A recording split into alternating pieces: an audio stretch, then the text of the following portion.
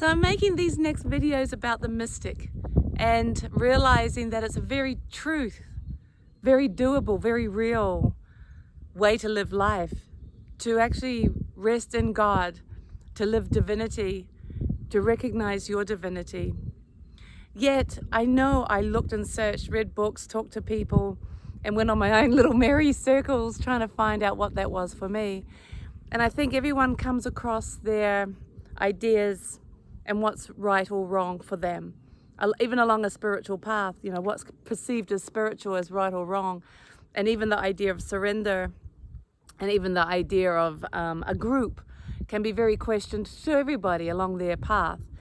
For me, a group has also been the positive, to be with like-minded people, to be reminded, to be shown where my habits and my patterns creep back in, and then the group energy or being with like-minded people helps me to remember what I really want. And to live as a mystic, you're constantly being shown, you know, those patterns, because we come from a world that's patterned, habitualized, focused on right or wrong, and focused on hierarchy and of rules and regulations, which is fine. But to then live in your own truth and divinity within that is an inward journey and a surrender to what's right for you. For me, being surrounded by like-minded people helps that and sets me on my way more effortlessly. The rules and regulations, even within a group, are the boundaries which help and serve. And I've always been a cheerleader for that, and of that, because it's helped me. So I see the benefits of it. And then also to recognize where we can surrender more. That was the other word I used.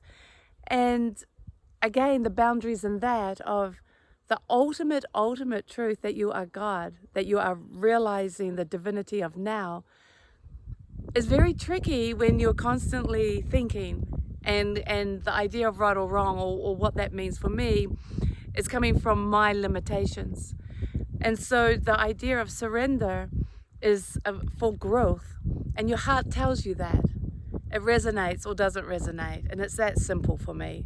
And for me, I feel very blessed and lucky that I'm on a path and within an organization or a group of people that does resonate with me. And so for my truth, for my path, this works.